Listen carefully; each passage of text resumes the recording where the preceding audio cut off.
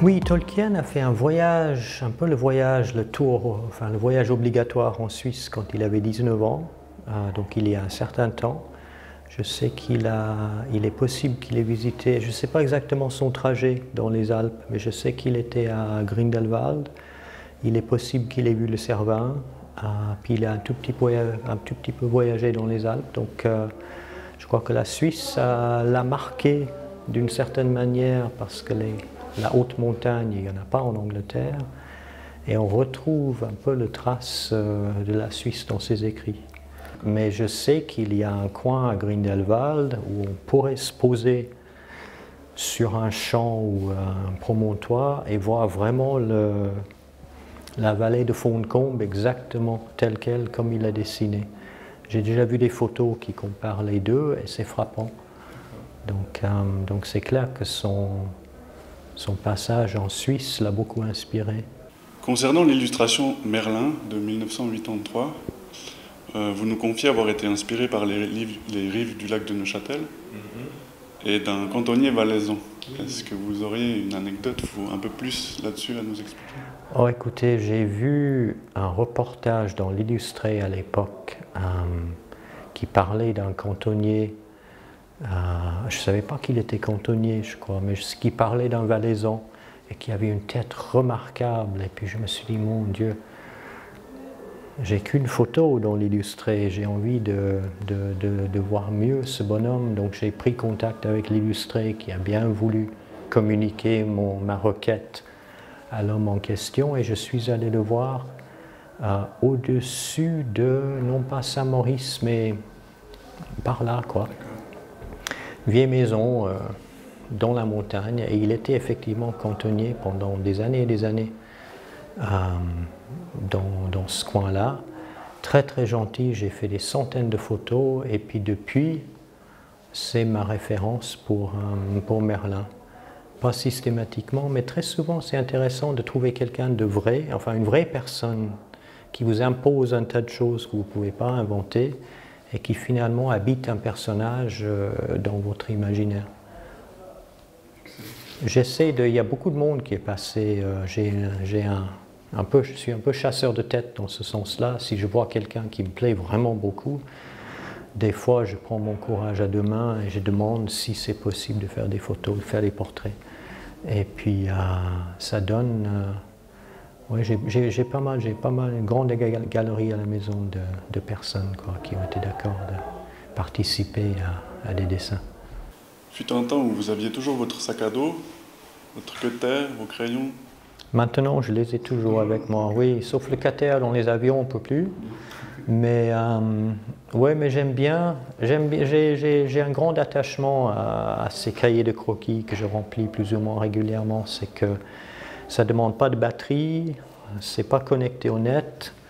Je peux mettre beaucoup d'images dans un cahier et je profite de tous les instants où j'ai rien d'autre à faire, justement pour laisser un peu traîner le crayon là-dessus puis voir ce qui arrive. Je crois qu'il ne faut pas sous-estimer le bénéfice de juste laisser se promener son crayon. Donc j'ai toujours plus ou moins sur moi la trousse de crayons et le cahier. Vous pourriez nous expliquer professionnellement qu'est-ce qui a changé dans votre travail après avoir travaillé avec Peter Jackson, professionnellement seulement déjà? Déjà, après les 6 années passées en Nouvelle-Zélande, tout le monde a oublié que j'existe. On est un peu disparu de la circulation pendant quand même un certain temps. Donc je suis revenu maintenant plus dans le monde de l'édition et du concept pour les jeux et autres. Artistiquement, peut-être que c'est clair on finit par être identifié au travail qu'on a pu faire.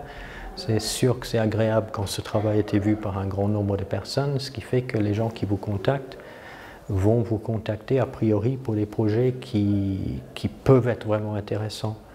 Donc c'est clair qu'il y a un côté diffusion de son travail qui est très chouette.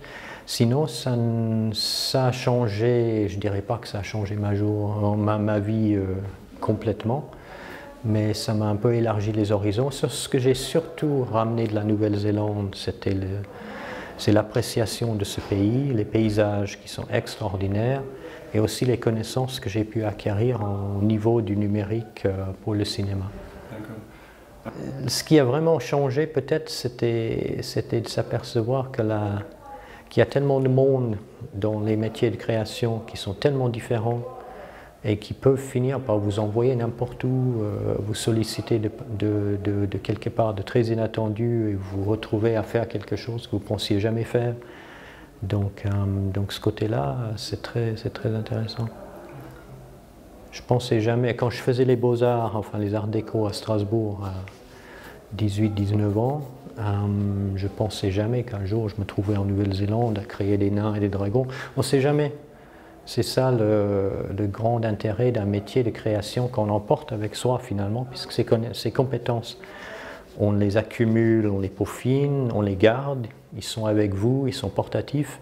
Vous pouvez travailler n'importe où, on peut vous solliciter de l'autre côté de la Suisse comme de l'autre côté du monde, ou bien dans la même ville où vous habitez, vous pouvez vous trouver dans des coins très inattendus, à faire des choses que vous ne vous attendiez pas à faire. Mais finalement, ça relève toujours de la création, de l'imagination. Ce qui a peut-être un peu changé maintenant, c'est que j'ai plus d'occasions pour en parler, pour expliquer, et justement pour rencontrer des jeunes personnes comme ici à Saxon, ce qui me plaît beaucoup. C'est une opportunité pour moi justement de participer à quelque chose que j'aurais voulu faire quand j'avais leur âge, c'est justement de rencontrer des gens qui ont passé un certain temps dans un métier que je voulais faire, et puis j'avais pas cette occasion-là quand j'avais le même âge. Donc c'est un peu ma façon de participer à cette créativité. Aujourd'hui, vous êtes ici à Saxon, dans les locaux de l'École professionnelle des arts contemporains. Pour ceux qui ne vous connaissent pas trop, seriez-vous finalement quelqu'un d'accessible qui apprécie partager avec la jeune génération? Vous avez en partie répondu déjà avant. Mais... J'aime beaucoup finalement. J'enseigne une matinée par semaine à Neuchâtel à l'Académie de Meuron, donc le dessin de base, la perspective, l'anatomie, etc. Et j'ai fait aussi des interventions comme ici à l'EPAC que j'aime bien mettre sur 3 jours pour réaliser justement un travail extrêmement concentré mais soutenu autour du concept.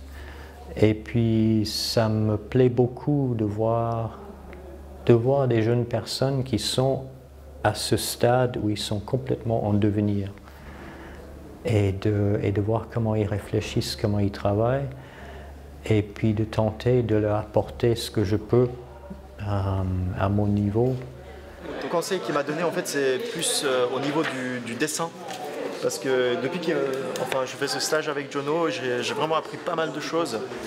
Déjà, pour la petite anecdote du crayon, avant je dessinais avec ça. Il m'a vu comme ça faire mon croquis et puis il a pris mon crayon et puis il a fait « Mais comment tu peux dessiner avec ça ? Comment tu peux dessiner avec ça ? Mets-toi là. Comment tu peux dessiner avec ça ?» Comme ça, il m'a posé, il a sorti sa trousse et puis il m'a montré genre un crayon comme ça et puis il fait « Ça, c'est un vrai crayon, il faut dessiner avec ça. » Donc déjà plus long, c'est ça? Ouais, déjà plus long et puis taillé à la main surtout en fait. Et puis là, j'ai pris un cutter, j'ai taillé mon crayon. Et puis voilà, donc au début j'avais ce genre de dessin. Il m'a fait un dessin pour me montrer à peu près comment il voulait, plus léger. Donc, ouais, donc ça c'est le dessin de John O. Et j'ai débouché sur ça.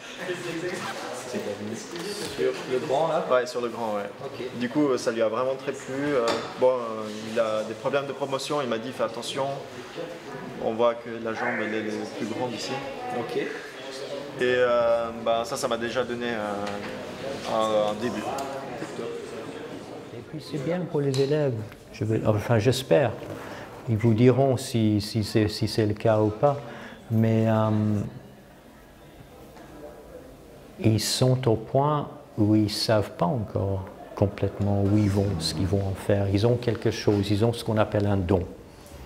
Un don, c'est quoi? C'est d'une part une certaine facilité et d'autre part l'incapacité de ne pas le faire. Ils ont envie de dessiner, alors que logiquement ça ne rime pas à grand-chose.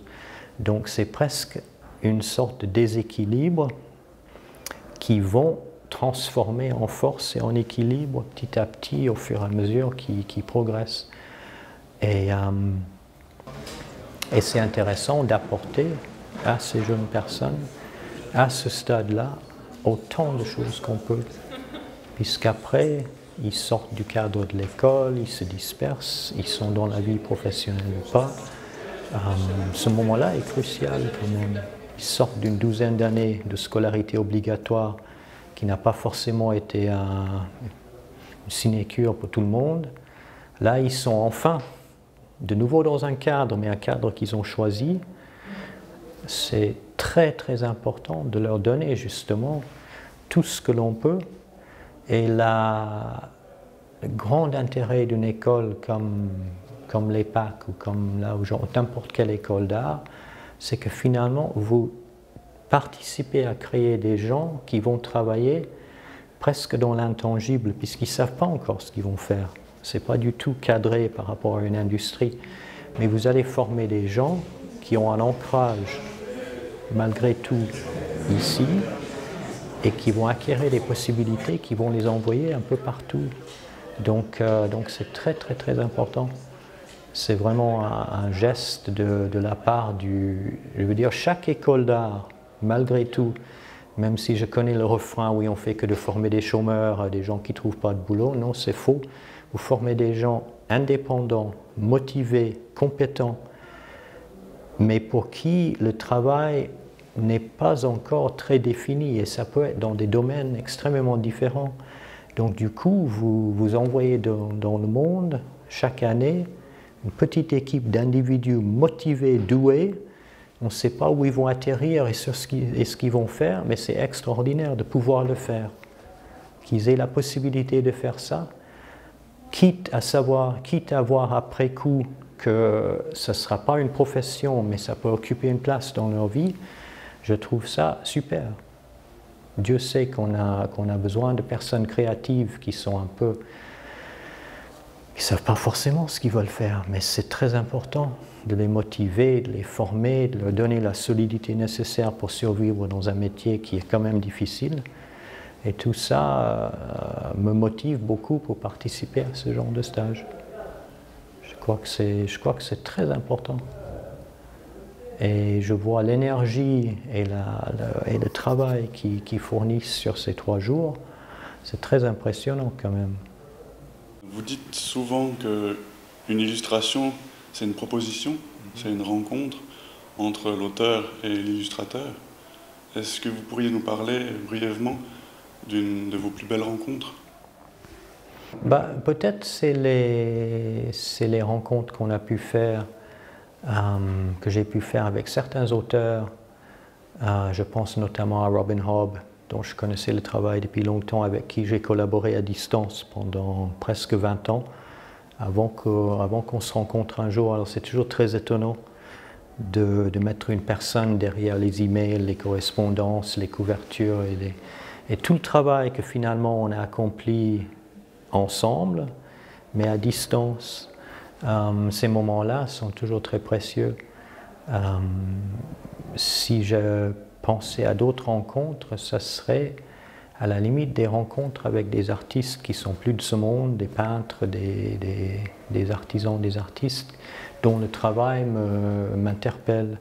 Et à ce moment-là, on voyage quand on peut et on va voir les tableaux dans les musées. Et c'est une façon de s'approcher de ces gens-là qui sont depuis longtemps partis. Et des fois, c'est absolument magique. Vous connaissez un tableau par cœur, puisque vous avez des bouquins là-dessus, vous l'avez vu sur le net 1000 fois. Vous vous trouvez devant, c'est complètement autre chose, puisque du coup, on sait quelle taille c'est, On voit la texture, on voit les techniques, on voit la fragilité de l'œuvre, c'est extraordinaire. Donc ce n'est pas que des rencontres de personnes, ça peut être aussi, et c'est ce que je retiens de la Nouvelle-Zélande, c'est la rencontre avec ce pays, justement, qui est tellement extraordinaire. J'aimerais bien avoir le prétexte de travailler sur un film pareil en Suisse, où on pourrait aller dans les vallées complètement paumées, des coins inédits et inattendus, tôt le matin, tard le soir, d'avoir vraiment un travail qui permet justement d'aller sentir l'âme d'un pays, c'est très très chouette. Est-ce que vous avez eu une vision ou une pensée qui vous a pas lâché, que vous avez toujours aujourd'hui? À laquelle vous êtes accroché pour continuer peut-être? Oui, peut-être plusieurs choses, peut-être. L'envie de garder un regard un peu neuf sur un peu tout, de ne pas devenir blasé par rapport à ce qui m'entoure, même si je connais très bien mon environnement, de rester attentif à tous ces jeux de lumière, de profondeur et tout le reste, et de toujours aller chercher un sens dans les choses que l'on dessine et les choses que l'on voit. Et je crois que c'est cette façon de réunir ces éléments qui permet de rester créatif et garder l'énergie pour travailler. Je suis constamment passionné par des choses que je découvre. Et je crois que le jour où on arrête d'être passionné, c'est un peu le jour où il faut raccrocher les pinceaux. Mais ce n'est pas demain, Dieu merci.